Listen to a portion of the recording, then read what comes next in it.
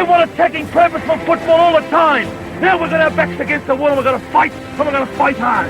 You've got to show me all the guts and all the determination you've got in your body. You've got to inspire me. A marvellous kick. That's as good as you'll ever see. And Foot's player back in front. I don't know about you guys, but if I see one bloke walking out of here, give the pat on the back from people out there for a good effort, I'll spew up. From inside the centre square, Boyd kicked the goal. Boyd kicked the goal from inside the centre. Hey Pack, welcome to Danny Boyd, a podcast about that football club that never lets you down, always scares the crap out of you, but ultimately never lets you down. Okay, maybe once or twice a year. But that is the Footscray Football Club, Proprietary Limited. They trade as Western Bulldogs. I'm Danny McGinlay. Tom Boyd is on the other side of the internet. Boydie, you were never in doubt that the Dogs were going to beat the D's on Sunday, were you? No, I was about I was off by a factor of 11, I think. All right, yeah, okay. This has become a war between us, and I'm all for it.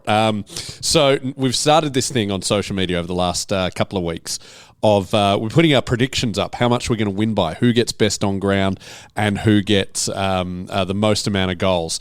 And Tom Boyd, in a rare display of beta male attempting at dominance, just keeps texting me saying, "No, I was right all the way. This is me," even though we are dead even with our predictions.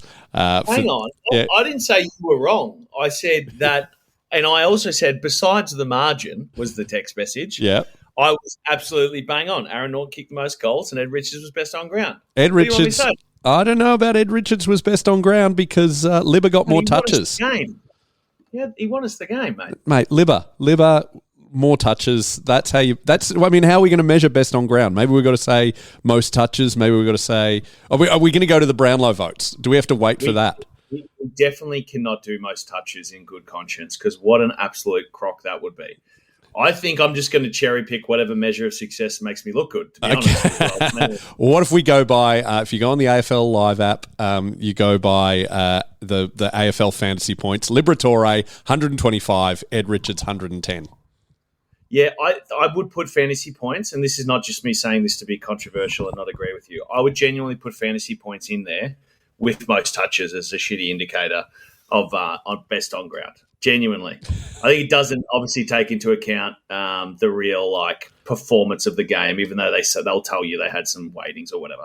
Coaches' votes, I like coaches' votes because coaches' votes have told me I'm right 2 weeks in a row. And coaches' votes had 10 for Ed Richards, best on ground, perfect votes. Libba had 12 tackles. 12. Yeah, put it this way, Ed had 12 clearances. Libba's son sang the song, and I think that is that's.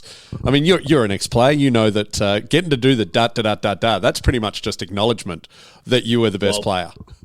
Absolutely. And look, I must be traumatized from my past because when you said the team that never lets you down in the introduction, I went straight to Carlton, and then you went da da da da da, and I went straight to Carlton again. So obviously, I've been tainted by 18 years of misery. Yeah, actually, you make a very good point here, Boydie. I think we're going to have to bring this up with the playing group because, yeah, they are going da-da-da-da-da, Sons of the West. But clearly, it is much more of a da-da-da-da-da-da-da-da. They're not doing the crescendo.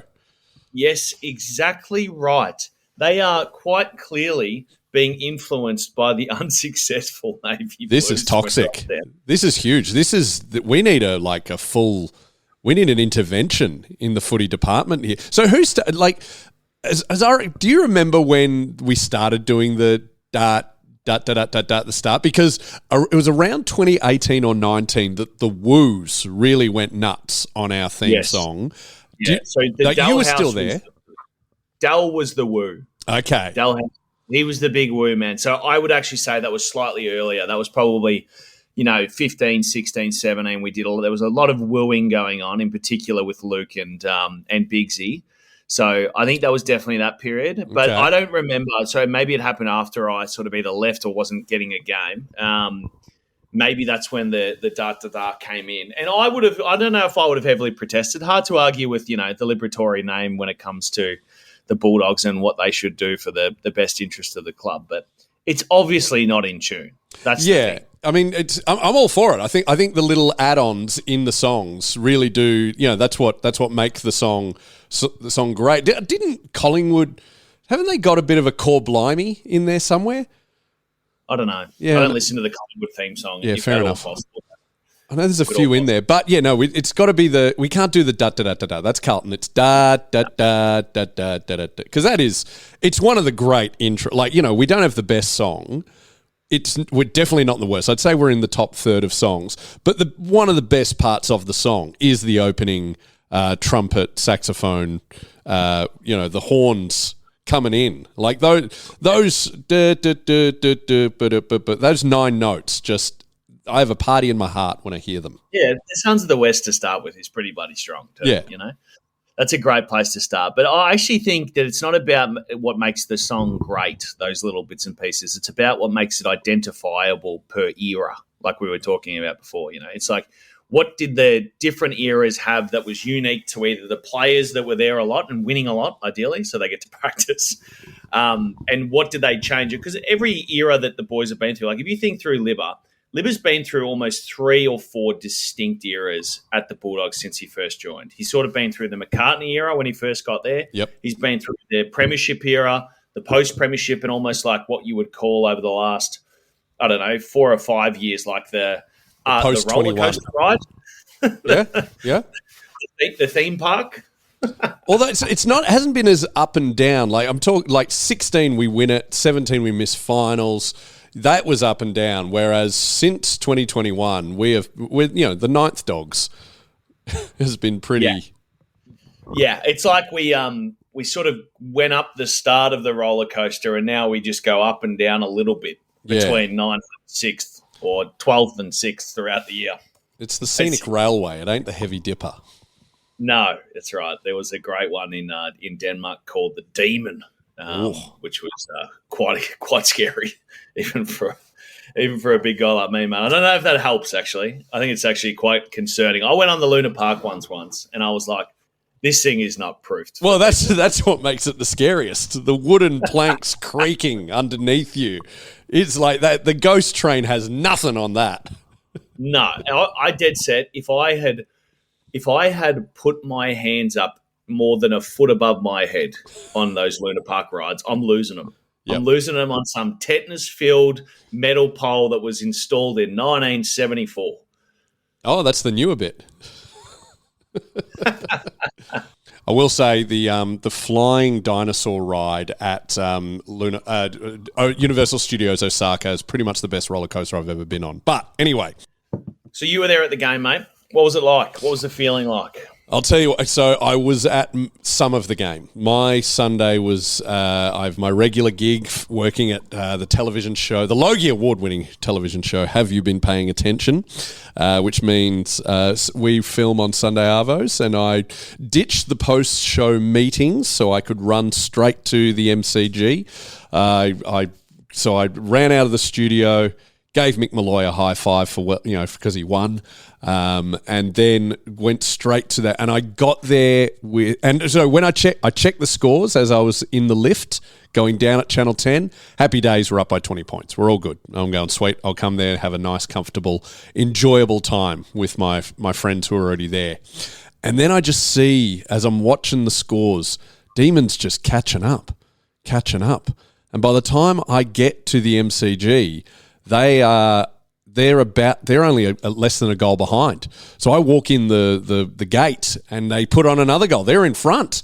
And as I'm walking around trying to find my mates, Petrarca puts on another one. And I am getting very angry thinking I'm the jinx here. Thankfully, my friends were in a very confusing part. They were actually in the MCC, so I snuck in with my Bulldogs staff card and I couldn't find them. And they were in some weird standing area. By the time I finally found them, we'd kicked the first goal of the last quarter, and they were all convinced that I was the reverse jinx. So I got, hey, mate, you can't leave. You stay here until we win. So, which was good. They all fetched my beers for me, which was handy. But yeah, I was a big rage monster for a while, and then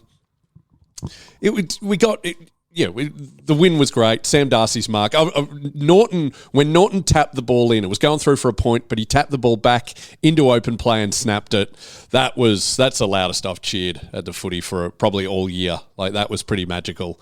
And then, it was the D's fans they weren't as angry as they normally would be. They know their season's over. So overall, it was nice. Good to. I feel like we haven't beaten the D's at the MCG for a very long time. So that felt good.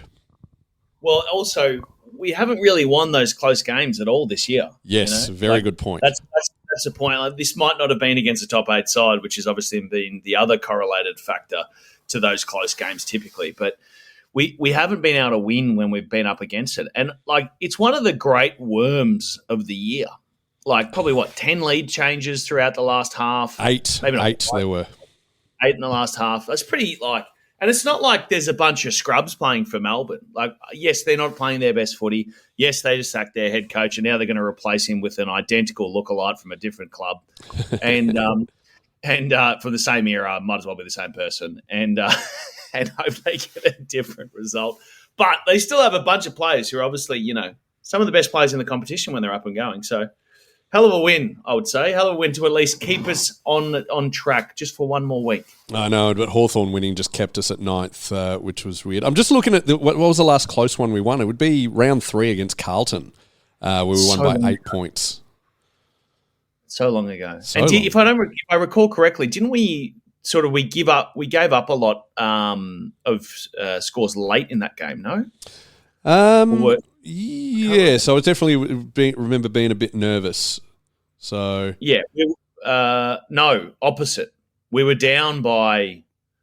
No, they kicked the first 4 goals, and then we slowly just crawled it back. Yeah, but we didn't hit the front until we didn't hit level until basically 22 minutes gone in the third quarter. There we go. And we didn't get in front until 12 minutes gone in the last. So there we go. I don't I recalled incorrectly, but yeah, we really, and again against pretty much a team at the same level on the ladder. Just as a side note. Hey Boydie, what do you call a close win? Because I'm just going through all of our past games. So we beat Carlton by, 8 points or something? 13? It has to be under 3 goals. So not 18 points, it has to be less than 18 points. I'm going to go even less. I'm going less than 10. Yeah, but that's I would say that's a nail biter. A close game is anything within 3 kicks, I reckon. Well, let's keep it to nail biters because I'm trying to just look at the last time we won a nail biter because we're not great at them.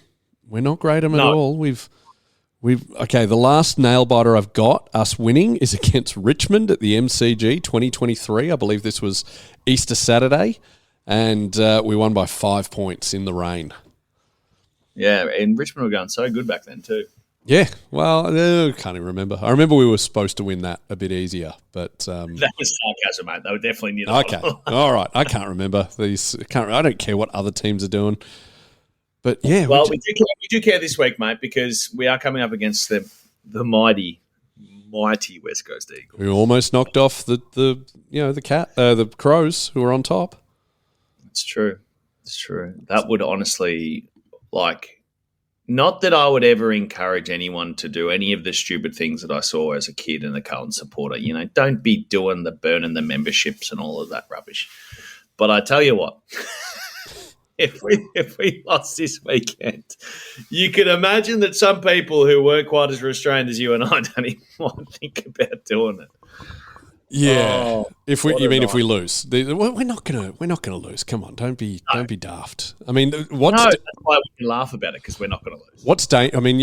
We haven't lost a game to West Coast at home where finals are on the line for at least 2 years. Well. Yeah. Do you remember, did we play West Coast when Bont came back and was just kicking goals from the boundary and doing stupid stuff, or was that Freo over there? What, this year? No, it was a couple of years ago. It was one of Bont's great games. He kicked that goal from the boundary line. That was 2021. Yeah, goal of the year. Was that West Coast or was that Freo? It was Freo, not West Coast. Yeah, I think it was Freo as well. But look, yeah, we do well We should. Come on. I mean, we apologize. I'm going to apologize to the listeners right now. This is terrible analysis, but you understand that. Look, I know this is an audio medium, but really nothing can explain my preview of the game more than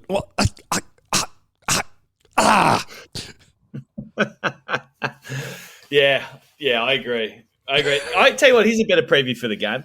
I think we're going to have the biggest past players function of all time. Oh, that's exciting. From a numbers point of view. So we've whipped up as many boys as we can from all different eras, but there's been a bit of a focus on the 2000 to 2016 era. So okay. 16. On-air meeting right now, Tom Boyd. Your job. So you're going along? I'm going, yes. I'll be there. Excellent. Your job. Get the diary and just lock in as many people as possible. Because what we want to do for the next couple of months is we want to just interview because we know we don't have much content over, once the AFLW finishes, there's not much to talk about. We can talk about the draft picks and just theorise if they'll be any good. We can talk about the trade week. And then we really got nothing till like March. So if we can book in a whole bunch of interviews that we can drip feed our loyal listeners and our Patreons over the next few months, that would be great. So can you lock in as many people as possible whilst you're there? Just, you give Biggsy a beer, and then next thing he knows, he's locked in for Thursday week. We go around to his work and chat to him. Yeah, I don't know. Let's not do diary. Let's do verbal commitments with phone number. Oral contract. Well, yes, that's right. I got emailed 2 days ago by a Brownlow medalist requesting to come on to our show. That's never happened before. I know. Kelvin Templeton. So, yeah, he's very keen to we'll get him on very soon. He's got a new novel coming out. Listeners, if you've never met Kelvin Templeton, I'm so excited to bring him to you. He's actually on Front Bar next Wednesday. Tomorrow night, I'm on Front Bar. Tom Boyd yet to be on Front Bar, but next year, 10-year reunion next year. Get me on. Yeah, okay, that's a good idea. As long as you wear the Danny Boyd T-shirt, the official, the merch. I can just go over your head and ask if you like to wear the T-shirt. No, mate.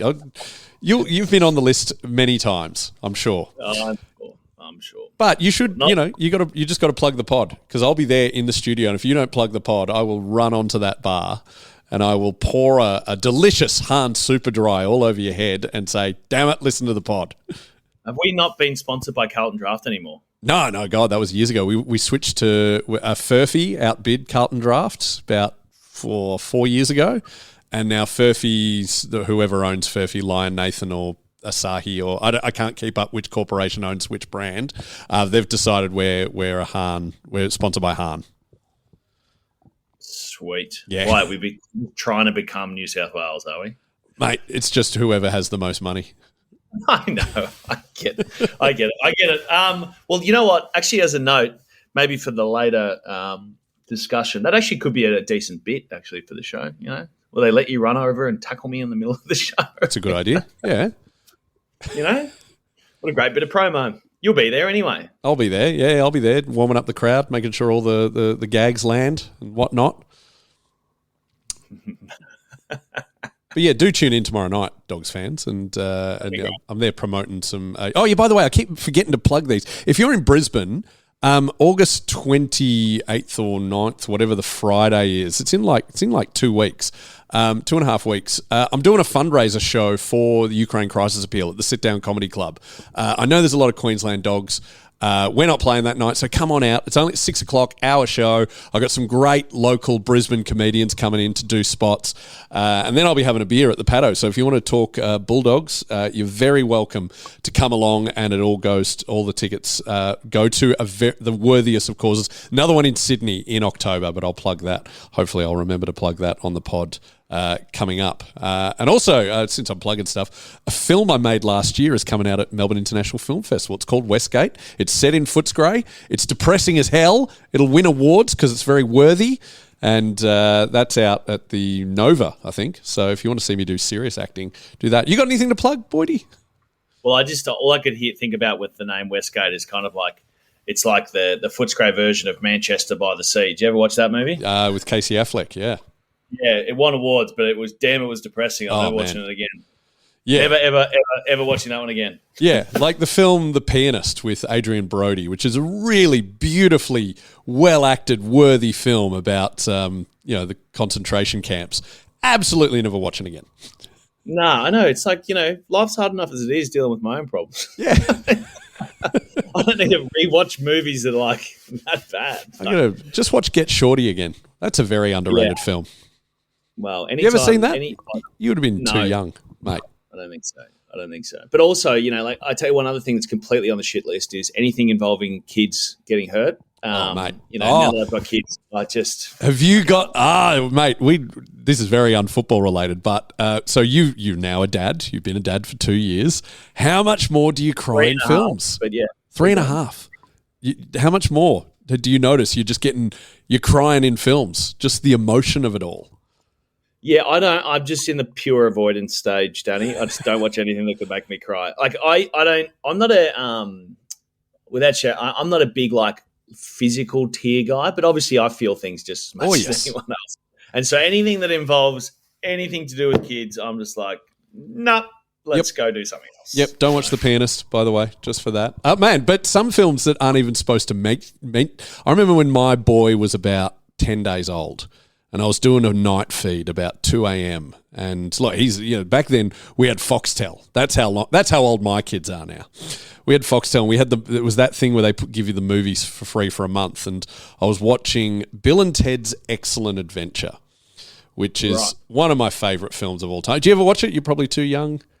No, one of the all-time great comedies. Keanu Reeves, Alex Winter. They play two idiots in high school, and a guy comes with a time machine. They've got to pass their final history exam with an A, or they flunk out of school. And a guy from the future comes with a time machine, and they go back and they collect all of the all these historical figures to teach them about history. And then the reason the guy comes back with the thing is because they go on to be the greatest band in the universe that save mankind. Great storyline. It's brilliant. It's ridiculous. It's hilarious. But there's a scene, Boydie, where the time machine stuff's up. They accidentally go to the future, and people worship them in this futuristic cave. And I realized as I held my 10-day-old son that for those characters, this was the first time anyone had ever believed in them. And I started bawling like a child and holding this baby going, "You matter. I believe in you." I feel like that's kind of like the, you feel more emotions at altitude thing at 2 a.m. in the morning, and you're feeling a bit vulnerable and you're not sure about what's going to happen in the next 2 years, let alone 10 minutes of your life. And you're just tired as all hell.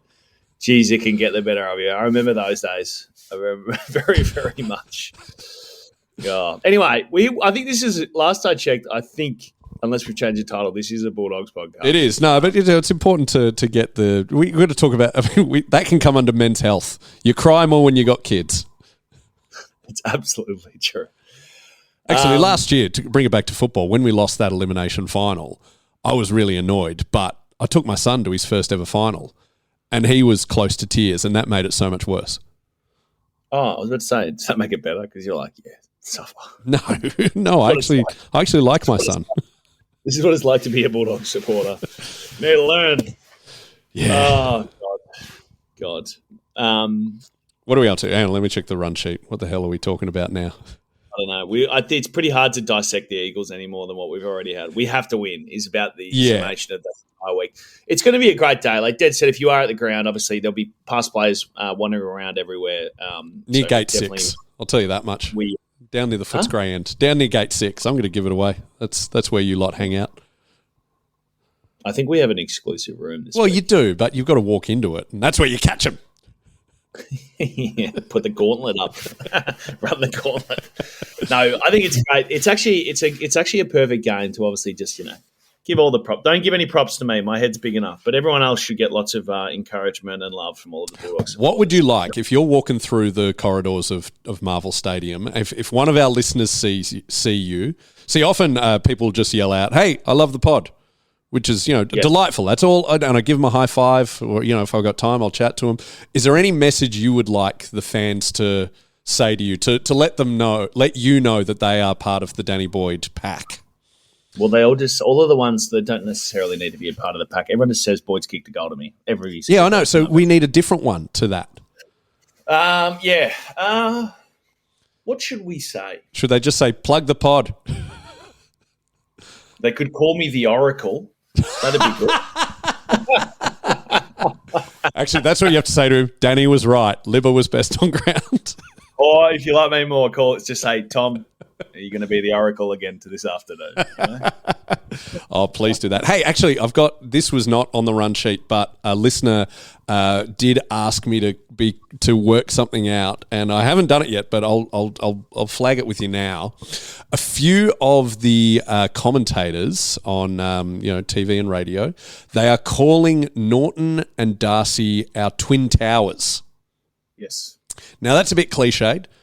It's Lord of the Rings. It's also a bit 9/11. I think we need a better name for our two brilliant forwards up there. Like, there's hack things like, the dynamic duo, the terrible twosome, what? Surely we can come up with something better for Norton and Darcy. The what? Westgate and Balti. That's not bad. Oh, it's not horrible. It's very Melbourne, west of Melbourne. You can really only get to Footscray two ways, You can sort of, you don't have to go to the Balti, obviously, but that direction. There's also Dyson's Road. Well, that's my point. You can go over the top, or you can go out west. There's only two ways to do it. Yeah. So. I mean, that's we'll call them the Barclay Street and Old Geelong Road as the two ends. Problem that would only work if they're defenders. All right, we're going to work on this. And if anyone's got any suggestions, by the way, we'll open it up to the fan base of what. Because will come up with better ideas. Yeah. Well, I didn't give you any notice to think of something, and to be honest, I forgot until that moment. So, but we do need, we need a good name for him, and with Cody coming in next year, like we could, then you get the three-way in there. And anyway, okay, I have some other. Okay, first of all, let's also talk. We're focusing on the men way too much because of the stress of all the finals. We've almost forgotten that the AFLW starts this Saturday. Right. The Pioneers match, because we're playing the Ds. We were the first two teams, and the Hanson-Hardeman Cup. And, Saturday night. Wow, here we go. Yeah. Here we go. I think it's sort of one of those things too where, I tell you what, I'm probably as knowledgeable as it gets on this podcast about our AFLW team, seeing as I've met a handful of them to do a pre-season challenge encouraged by one Toby McLean. Okay. Also, I have been actually watching them play in a practice match. Yeah. So they look bloody sharp to me. And from all accounts, we were missing a heap of our players. So, their performance on the field 2 weeks ago against the reigning premiers in North Melbourne was quite decisive in their victory. So, now, one thing I will say is that there is a thing that you do learn very well when you do play for the Bulldogs, regardless if it's in the men's or the women's, and that's how to play in absolute miserable conditions. And it was exactly that on Friday night a couple of weeks ago, about 5 degrees, raining sideways. So nonetheless, they look sharp. And I tell you what, it seems like every year that the AFLW, en masse takes a big step forward. Yes. Right? And I always look for things that, probably the intangibles are the things that always stand out to me. It's those little footy acts that you only learn by playing football for a long time. Like my sister doesn't have it, right? Because she's played basketball all the way till age 21, and she's got a whole range of skills that make her a good footballer. But she doesn't know how to accidentally fall on someone and elbow them in the head. She doesn't know how to do it. She doesn't know how to hit someone just late enough to not give away a free kick, but just to stress their diaphragm more than anything. When did you learn this, Tom? I learned it when I played on 3 backmen my whole junior career, basically. Not to say that I was the best at it by any stretch of the imagination, but there's just little things, there's little things that you notice when I don't even know what they are sometimes, but I go, that's a footballer. And okay. I think I really saw a lot of that the other night. So every year that improves, Danny, which is it's the essence of footy, right? Well, Libby Birch was on the front bar last week, and I mean the Kangaroos are head and shoulders favourites to go back to back. I mean, they were undefeated last year. They're such an amazing side. The Crows are always up there, but she did give a shout out to the Dogs. She reckons that, and the marketing theme is they're called the Pups this year. The Pups. The Pups. They've never gone with the female dog angle, which I think we'd need a very thick-skinned, strong team to go that angle, and it's not up to me to bestow that upon them. They'd have to own that themselves. I really feel like the marketing taglines that we've had over the years have been a bit hit or miss. Oh, totally. Be More Bulldog is probably one of the least favourites that I've ever had. Yeah, but that was of the year that we won it, so it's always got a special place in my heart. Yeah, Be More Successful is probably more accurate. Yeah. Do you know why they brought in Be More Bulldog? No idea. Because they just changed the logo from that, yawning cat robo-dog, and now there was more Bulldog in the logo, and that's why it became Be More Bulldog. They were going to go with Show Us Your Bulldog, but someone very cleverly checked on Urban Dictionary what that means, and I'll let the listeners do that, but it involves it involves X-rated parts, so. Urban Dictionary has got a definition for everything. Oh, totally. Yeah. I love looking up weird, obscure surnames. What was the other ones we've had? Do we ever have C. Nullis as the actual catch cry? No. Yes, we did. No, not. It was definitely used in a few hashtags. And I said, my dad says it's Che de Nullis, and he actually studied Latin. Most people say Seed Nullis. I didn't. So I've got no idea. Yeah. And pretty much everyone else says Seed Nullis, but I'm just trusting my dad on that. Maybe that's just Northern Hemisphere Latin compared to Australian slang Latin. It said seed is seed. Yeah. So. Well, anyway. Google's not always right. So, if any ancient Romans are listening, and can correct that's it. Who are you going to argue with someone who's dead for 2,000 years? What else do we have? We had through and through. I don't know. Did we ever have through and through officially?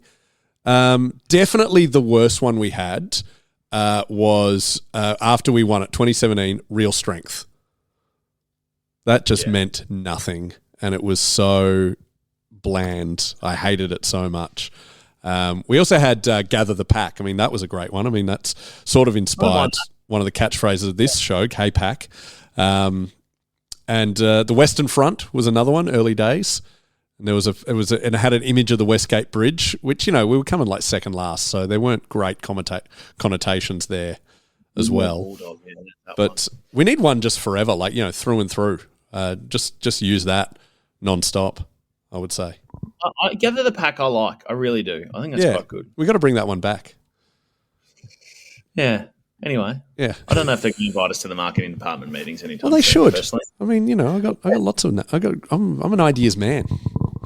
Yeah, absolutely. I'm excited about the AFLW starting again. I mean, you're going to comment. You've commented on how the football should be played. I'll be talking about the off-field. I'm hoping we're going to upgrade Whitten Oval. Whitten Oval's brilliant. We've finished the renovations now. Hopefully, there's more than 2 food trucks now. Because back in pre-reno, there used to be like 12 food trucks doing different things. Yeah. There was Ethiopian, there was Vietnamese, there was your bog standard, fish and chips as well, and just it was brilliant. And now there's only 2, and I'm really hoping, hey Kylie, Amit, all the big bosses, hey, more food trucks. No one's going to complain.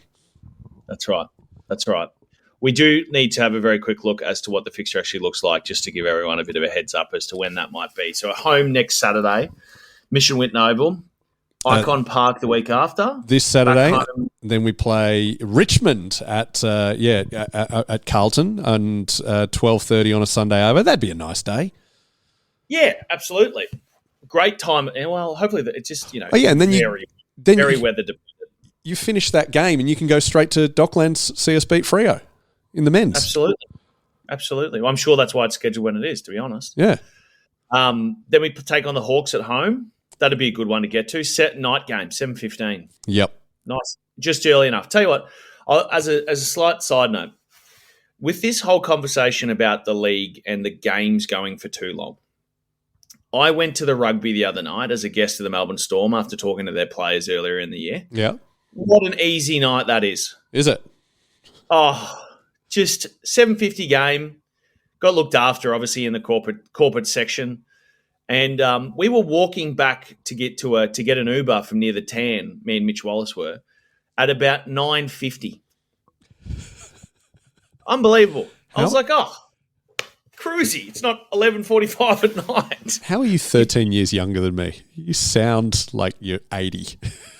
Yeah, I just find like it's more in reference. It was a Thursday night. You know what I mean? Okay, yeah. The Thursday nights, they finish at like midnight. It's insane. I just want to go home. Was it good? Did my beloved Melbourne Storm win? They did win in a really big game against the Broncos. They've got one of those funny draws though. It's just like the AFL. They played the Broncos on the weekend or last weekend, so on Thursday, and they play them again in 3 or 4 weeks. Oh, okay. Up there, it's just like when they stack the draw and try and make it all work, and there's a few sort of weird fixturing details that spill out of it. So that was really good. They looked after us. It was a great atmosphere. And I'll tell you one other thing.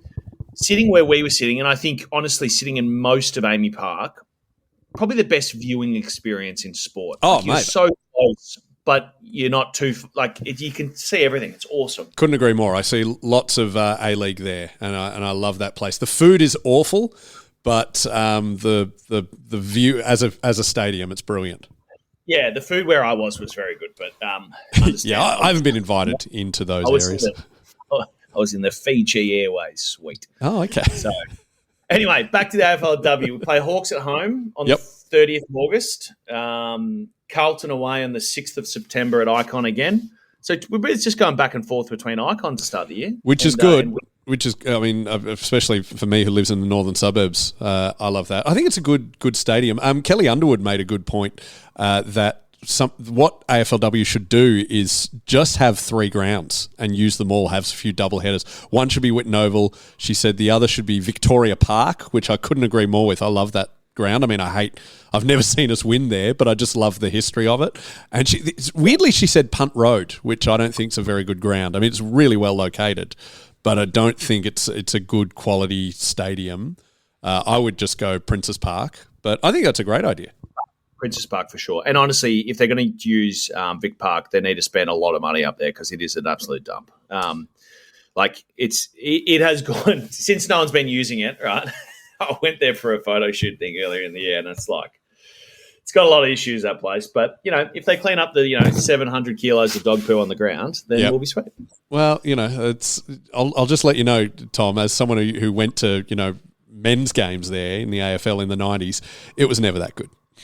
No, I can't imagine it was. But there's a reason why they're up doing up all the grounds at the moment. It's time, as they would say. Yeah, it is time. All right, we've got to go behind the paywall.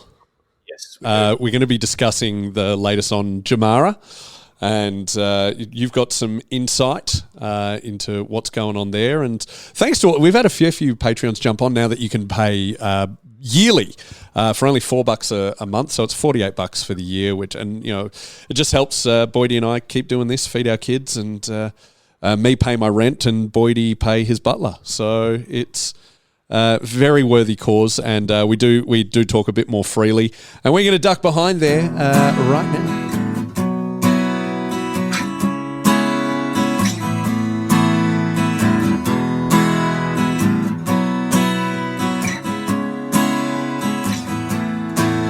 Gave my childhood to that roar of the red, white and blue sea, and the knowledge that you had two loves, the Bulldog boys and me.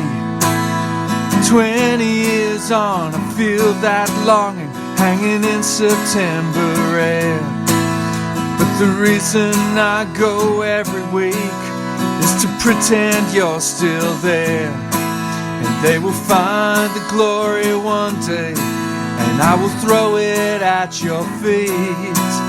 It's a long, long road they're running for you, the dogs of Footscray streets.